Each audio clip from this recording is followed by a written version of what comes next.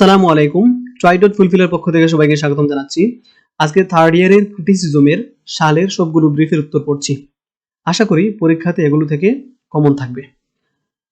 আমরা এখানে 2016 থেকে 19 পর্যন্ত সালগুলো পড়ছি। অনেকেরই প্রশ্ন যে 13, 14, 15 এই তিনটা সাল নেই কেন? আমাদের জাতীয় বিশ্ববিদ্যালয়ে 16 সাল থেকে এই সাবজেক্টটি সিলেবাসের অন্তর্ভুক্ত হওয়ায় এর আগের সালগুলো নেই। সুতরাং যেহেতু এখানে কম সাল রয়েছে, আমরা চেষ্টা করব সেটটা কমপ্লিট করার জন্য। তারপরে বোর্ডটা অথবা সালটা মোস্ট ইম্পর্টেন্ট। শুরু করছি 2016। প্রথম প্রশ্ন, হোয়াট ইজ ক্যাথারসিস? ক্যাথারসিস বলতে কি বোঝায়? The term catharsis has three meaning: purgation, purification, clarification. Catharsis বলতে বোঝায় বিশুদ্ধন বা কোনো একটা কিছুকে ভালো করে পরিশুদ্ধ করার প্রক্রিয়া। তো এখানে তিনটা অর্থ হতে পারে। একটা হচ্ছে পার্গেশন, পার্গেশন বলতে বোঝায় রেচন প্রক্রিয়া। তারপরে হচ্ছে পিউরিফিকেশন, পিউরিফাই করা, পরিশুদ্ধ করা। তারপরে ক্লারিফিকেশন অথবা সুস্পষ্ট করে তোলা। এগুলো হচ্ছে ক্যাথারসিসের তিনটা অর্থ। তারপরে আসছে যে what is unity of time? Unity of time বলতে কি বোঝায়? এটা অ্যারিস্টটলের ব্যাখ্যা যে the 24 hours time period covered by a drama is called the unity of time. একটা নাটকের মধ্যে যে 24 ঘন্টা সময়ের কাহিনী বর্ণনা করা হয়, 24 ঘন্টা সময়ের মধ্যে কাহিনীটা শুরু হয়ে শেষ হয়, এটাকে বলা হচ্ছে ইউনিটি অফ টাইম। এটা অ্যারিস্টটল বলেছিলেন যে একটা নাটক 24 ঘন্টা বা একদিন এর মতো লম্বা হবে, একদিনের কাহিনী থাকবে। তারপরে সি নাম্বার, হোয়াট ইজ হামারশিয়া? হামারশিয়া বলতে কি বোঝায়? Hamartia is the error in judgment or miscalculation as a result of which the tragic hero moves from happiness to misery. এটা হচ্ছে বিচারের ভুল। একজন হিরো সিদ্ধান্ত নিতে যে ভুল করে, সেই ভুলের কারণে সে তার পরবর্তী জীবনে সাফার করে। এটাকে বলা হয় হামারশিয়া বা ইরর ইন জাজমেন্ট। তো আমরা এটাই দেব শুধুমাত্র। Hamartia is the error in judgment, the result of which tragic hero moves from happiness to misery, অথবা which moves tragic hero from happiness to misery, যে কোনো একটা বুঝিয়ে দিলেই হলো। ডি নাম্বার হচ্ছে what are the constituents of a tragedy? Tragedy এর পার্টগুলো কি কি? একটা হচ্ছে প্লট, তারপর হচ্ছে character, thought, diction, music, spectacle. এটা আমরা শর্ট ব্রড অনেক জায়গায় এটা লিখতে হবে। তো একটা ট্র্যাজেডি লিখতে হলে প্রথমে প্লট বা কাহিনী থাকতে হবে, তারপরে ক্যারেক্টারগুলো থাকতে হবে, চিন্তা থাকতে হবে, ডিকশন মানে হচ্ছে কথা, কথাগুলো সুন্দর হতে হবে, তারপরে মিউজিক থাকতে হবে, তারপরে স্পেকটেকল বা প্রেক্ষক থাকতে হবে, দৃশ্য থাকতে হবে। ওকে, তারপরে হচ্ছে how does Sidney prove that poets are not liars? Sidney কিভাবে ব্যাখ্যা করেছেন যে কবিরা মিথ্যাবাদী না? ওকে, the poet doesn't affirm anything, he says what may be or should be, so the question of lying doesn't arise at all. তিনি বলেছেন যে কবিরা কখনোই বলে না যে আমি সত্য বলছি, সে কোনো কিছু নির্দিষ্ট করে না, সে তার বক্তব্য দিয়ে যায়, এজন্য তাকে মিথ্যাবাদী বলার কোনো সুযোগ নেই। যদি সে বলতো যে আমি সত্য কথা বলছি আর ভুল একটা ইনফরমেশন দিত অথবা কল্পনার কাহিনী বলতো কবিতার মধ্যে, তখন বলা যেত যে সে একটা মিথ্যাবাদী। ওকে, তারা খুবই সহজ। পোয়েট ডাজন্ট এফার্ম এনিথিং, কোনো কিছু নির্দিষ্ট করে না, এজন্য সে মিথ্যাবাদী হতে পারে না। তারপরে হচ্ছে F number, who is Sophocles? Sophocles কে? যে Sophocles one of the three great Attic tragedians. আমরা এটিক না বলে এনসিয়েন্ট দিতে পারি, এনসিয়েন্ট ট্র্যাজেডিয়ান্স অফ গ্রিস এরকম দিতে পারি, গ্রিস ছাড়াও দিলে হবে। ওকে, পরে G number, what is doctor Johnson's opinion about Shakespeare's dramas? Johnson শেক্সপিয়ারের ড্রামা নিয়ে কি বলেছেন? Johnson opines that Shakespeare has neither true tragedy nor true comedy but a particular type of drama known as tragicomedy.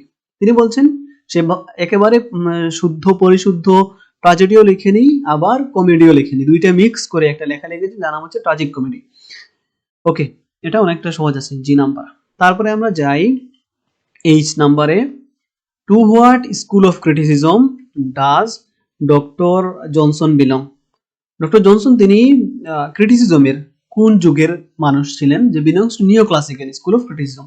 নিও classical যুগের চিন্তা ভাবনা ছিল, সেই চিন্তা ভাবনায় যে সমালোচনা করা হতো সেটার একটা অংশ ছিলেন ডক্টর জনসন। বলছে উইথ সাম এক্সেপশনস, কিছু কিছু বিষয় রয়েছে যেগুলো তাকে ওই যুগের হিসেবে ধরে না, কিন্তু মোটামুটি তিনি ওই যুগের যে সমালোচনা সাহিত্য আছে ওই সাহিত্যেরই একটা অংশ ডক্টর জনসন। ওকে, শুধুমাত্র নিও classical school of criticism.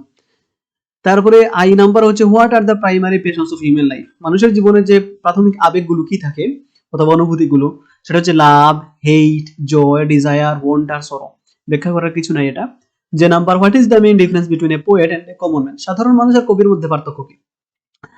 The difference between a poet and a common man is that a poet possesses a comprehensible soul by which he can see into the life of things that a common man cannot. কবির মধ্যে একটা comprehensible soul থাকে, মানে বোধগম্য আত্মা থাকে, তিনি অনেক কিছু বুঝে ফেলেন যেটা সাধারণ মানুষ বুঝতে পারে না। এটা হচ্ছে পার্থক্য। তো এটা আমরা এরকম সরাসরি না দিয়ে আমরা একটু নিজের মতো করে লিখলেও হবে। K number, what is Coleridge's idea of fancy? ফ্যান্সির ধারণা তিনি কি দিয়েছেন? যে Coleridge regards fancy to be the inferior to imagination. তিনি বলছেন যে ইমাজিনেশন থেকে ফ্যান্সিটা হচ্ছে নিচের লেভেলের। It is according to him a creative power. এটা হচ্ছে একটা সৃজনশীল ক্ষমতা। ওকে, তো ফ্যান্সি বলতে বোঝায় কল্পনা, ইমাজিনেশন বলতে বোঝায় কল্পনা। তিনি বলছেন যে ওই ফ্যান্সি যে কল্পনা সেটা হচ্ছে ইমাজিনেশন থেকে আরো নিচের লেভেলের কল্পনা। Okay, L number, what does Aristotle mean by imitation? Imitation বলতে এরিস্টটল কি বুঝিয়েছেন? যে imitation is an act of imaginative creation. এটা হচ্ছে এটা সৃজনশীল সৃষ্টির একটা অংশ হচ্ছে ইমিটেশন বা অনুকরণ। By which the poet draws is material from the phenomenal world and make something new out of it. যেটার মাধ্যমে কবি তার বাস্তব জগৎ থেকে তার কবিতা লেখার যে মেটেরিয়াল রয়েছে অথবা কবিতা লেখার যে ভাব রয়েছে, চিন্তাধারা রয়েছে, এগুলো তিনি গ্রহণ করে নেন এন্ড মেক সামথিং নিউ, এবং নতুন কিছু তৈরি করেন। তো এটা যেহেতু এরিস্টটলের কথা, আমরা চেষ্টা করব পুরোটা দেওয়ার জন্য, যেহেতু এটা তার বক্তব্য। তারপরে আসি আমরা 2017-তে। 2017 A number, what according to Aristotle is the most important element of tragedy? Tragedy এর সবচেয়ে গুরুত্বপূর্ণ বিষয় কি? যে প্লট। এরিস্টটল বলেছেন যে প্লট বা কাহিনী অথবা সামারি যেটাকে বলা হয় সেটা হচ্ছে সবচেয়ে বেশি গুরুত্বপূর্ণ অংশ। তারপরে আসি আমরা বি নাম্বারে, what according to Sidney is the main aim of poetry? সিডনির ভাষায় কবিতার উদ্দেশ্যটা কি? কবিতা লেখার উদ্দেশ্য।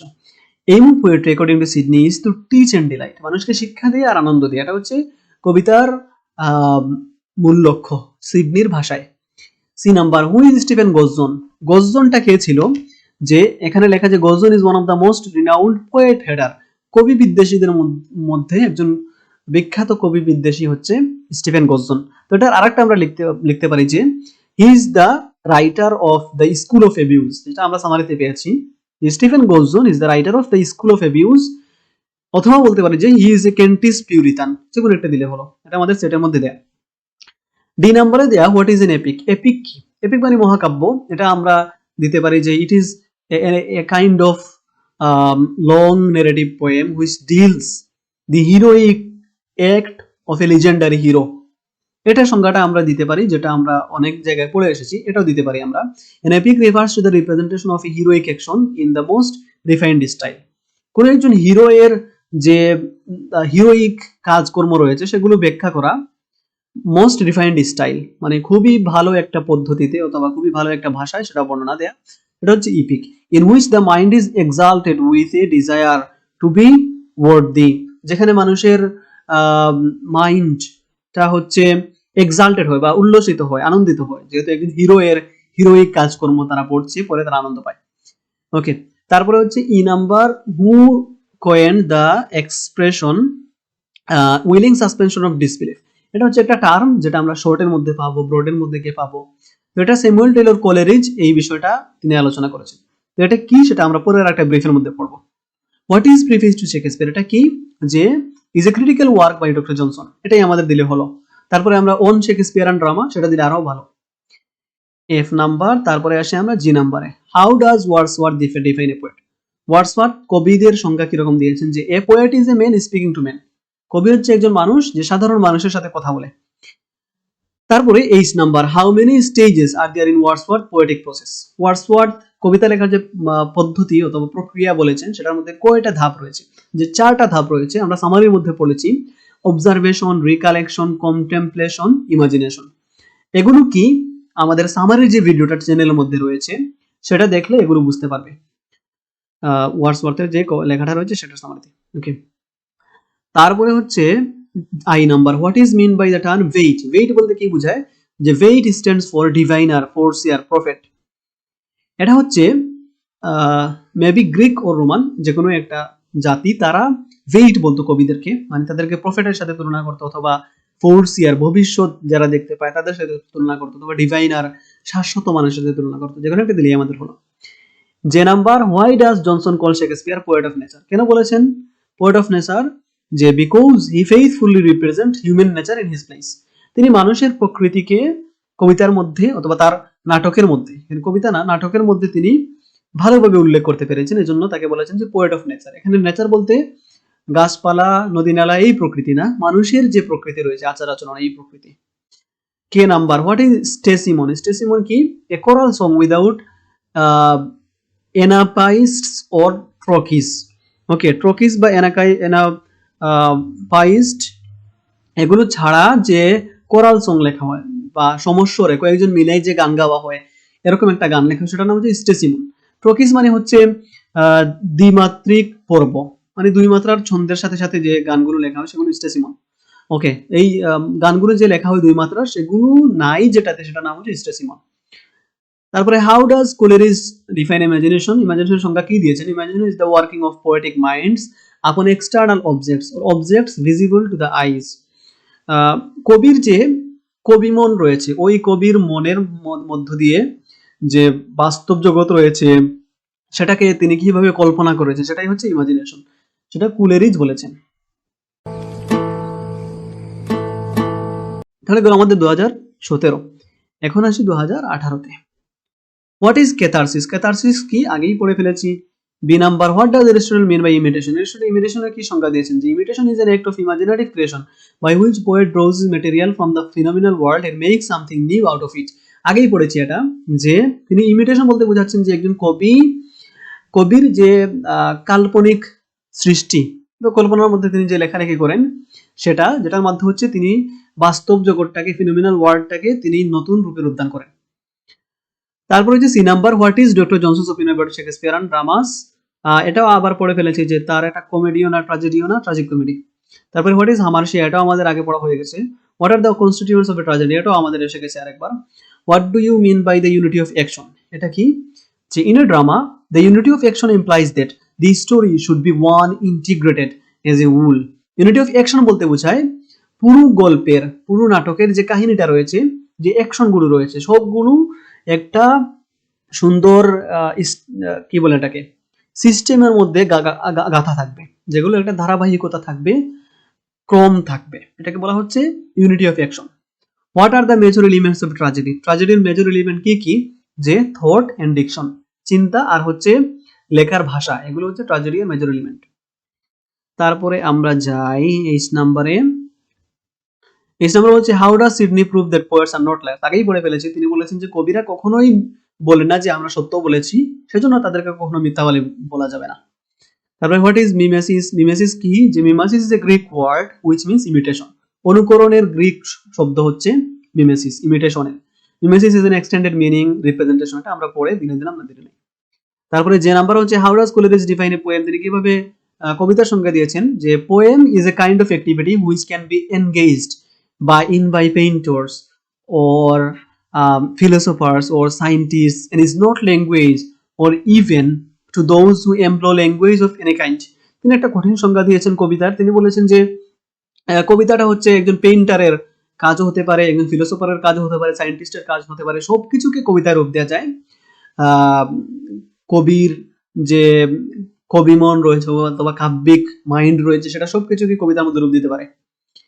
যে কোনো ধরনের ভাষা, যে কোনো ধরনের ল্যাঙ্গুয়েজ, সবকিছুই কবিতায় রূপ লাভ করতে পারে। K number, what is poetic diction? Diction বলতে কি বোঝায়? ডিকশন বলতে সাধারণত বোঝায় হচ্ছে কবিতা লেখার ভাষাকে বলা হয় poetic diction. Diction stands for the passionate or the individual style and manner of writing in a poetry. আমাদের পার্সোনেটটা বাদ দিয়ে দেই, stand for the individual style and manner of writing in poetry.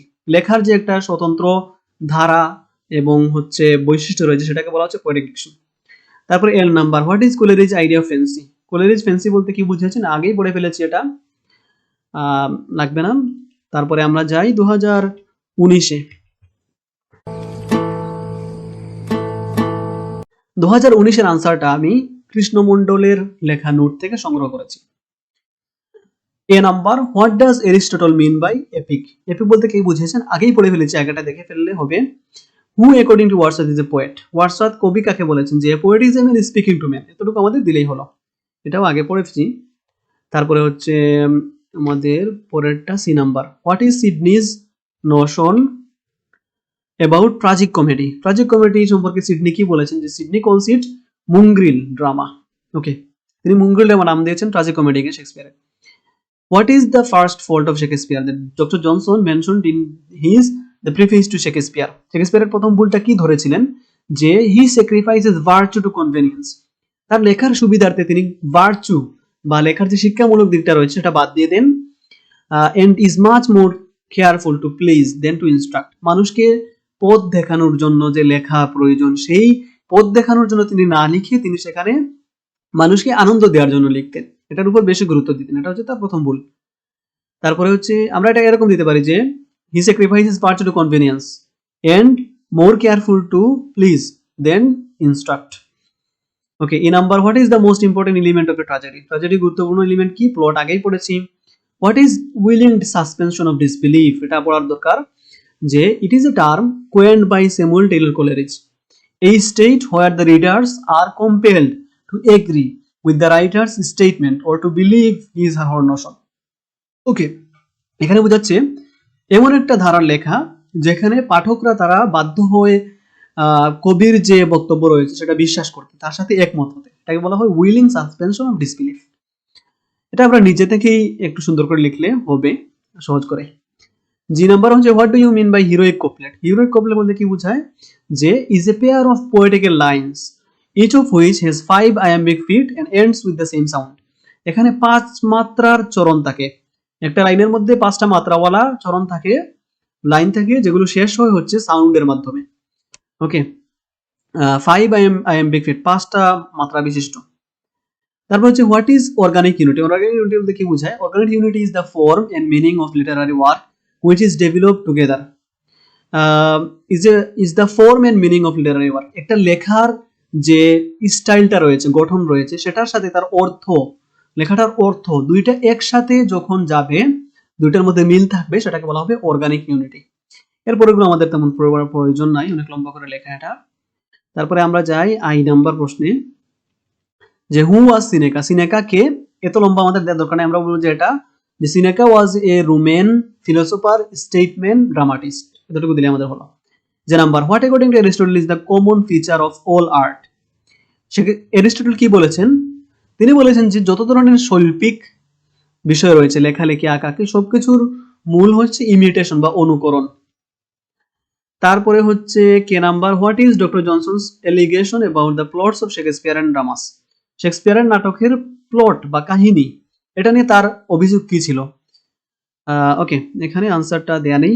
L number হচ্ছে how does Sidney differentiate between laughter and delight, তিনি কিভাবে আনন্দ এবং আনন্দ পাওয়া এবং হাসি দুটাকে আলাদা করেছেন। যে according to Sidney there can be delight without laughter, হাসাহাসি ছাড়াও মানুষ আনন্দ লাভ করতে পারে, then it is not the cause of laughter,